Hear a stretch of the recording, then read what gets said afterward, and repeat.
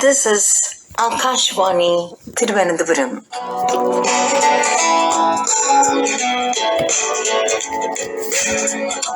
Good evening, listeners. In tonight's English program, you can listen to a talk by Mr. Bejoy Peter. He's a performance coach, Metal Networks, Technopark, Thiruvananthapuram. He's a public speaking corporate trainer. The topic is the 3 challenges of public speaking. Public speaking is still the primary means of influencing people. But today's world has placed before a speaker 3 major challenges. In this talk, let me try to address the challenge of attention, the challenge of motivation, and the challenge of making audiences think. First, let me talk about attention. We live in a world full of distractions. Therefore, it is not easy for any audience to focus fully on the words of the speaker. A speaker's main challenge, therefore, is to capture attention and maintain it throughout. Beginning one's speech with a simple story or a thought-provoking question can gain you attention. If you begin a speech by saying, "It was raining cats and dogs yesterday evening when I left home in a hurry with my multicolored umbrella," then you have the audience already involved in your speech. You have gained their attention. But is that enough? The answer is no. Why is it so? Some speakers begin well, but then they fail to tell audiences early in the speech what they will gain by listening. Here is where the promise of the speech comes in. When the audience knows that the speaker is going to say something that is going to give them hope, a solution to a problem, or a thought to think about, they will listen to it till the end. This promise has to be given early in the speech, ideally just after the introduction. That gives them a reason to stay tuned to what the speaker is saying. This need to provide the promise compels the speaker to organize his thoughts and have crystal clear clarity in communication. Another element that makes the speaker's task doubly difficult is a visually stimulated audience. Today's audiences are feeding on social media all the time, sometimes even while listening to a speech. So, listening to words alone is a huge task for them.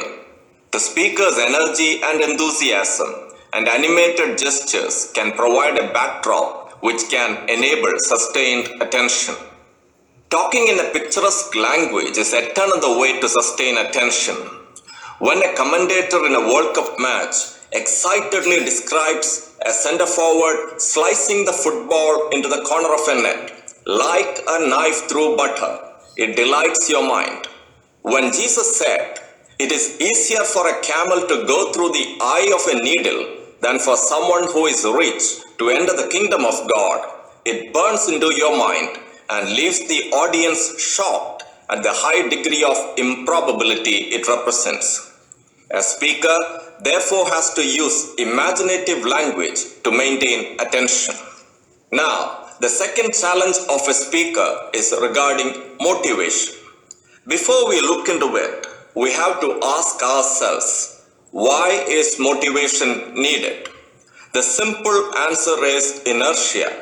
And according to Newton's first law of motion, an unbalanced force has to act on a body at rest to move it.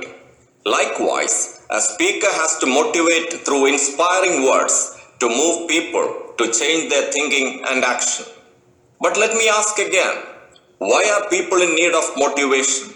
In spite of technological advancement, academic excellence, and success in chosen careers, people struggle with many deep-seated troubles. The primary one among them is the question, am I good enough?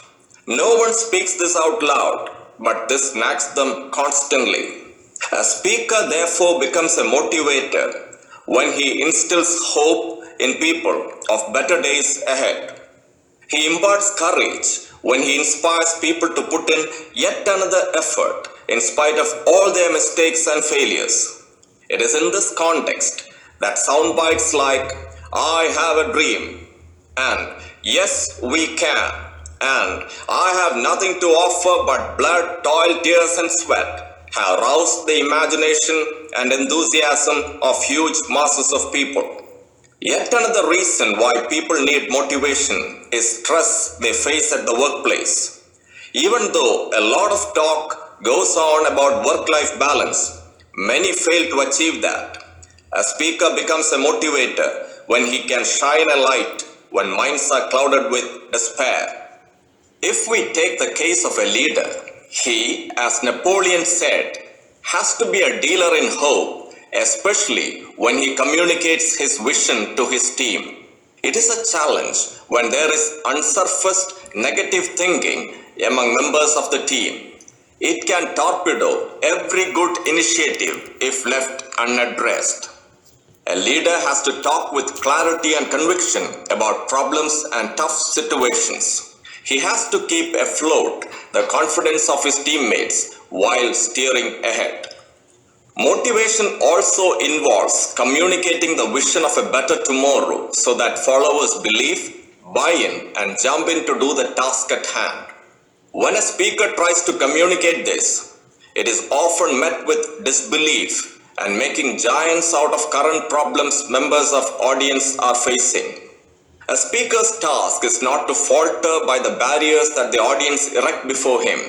Instead, he has to keep repeating his vision multiple times and at the same time never letting go of his conviction. These are small steps leading to that giant leap when faith in the vision takes firm hold and root.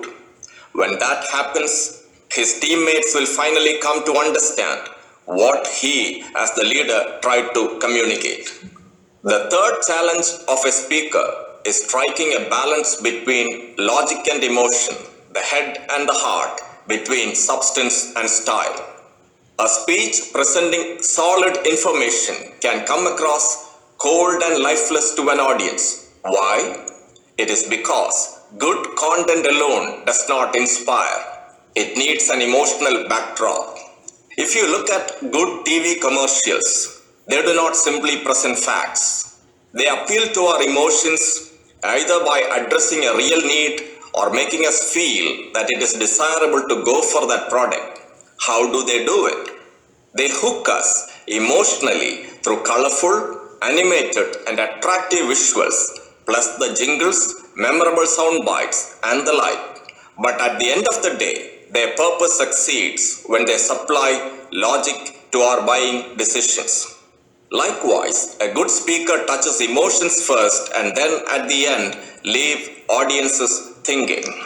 Let me illustrate it with two classic instances from the world's great speeches. The first is the conclusion of William Jennings Bryan's speech, considered to be one of the most powerful political addresses in American history.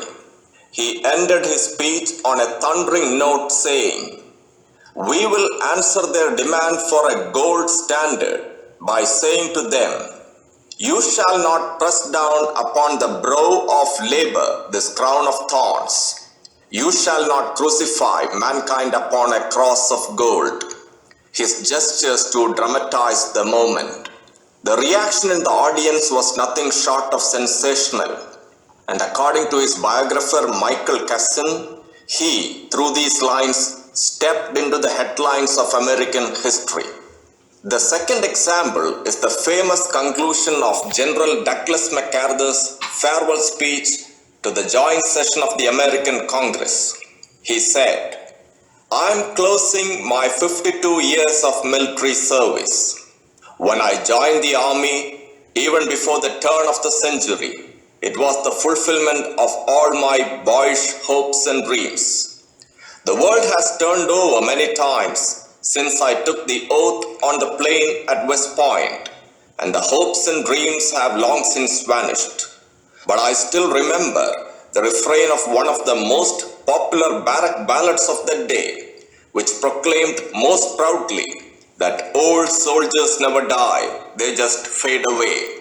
And like the old soldier of that ballad, I now close my military career and just fade away. An old soldier who tried to do his duty as God gave him the light to see that duty. Goodbye. This conclusion ranks as one of the best of MacArthur, a rare military genius and speaker combined.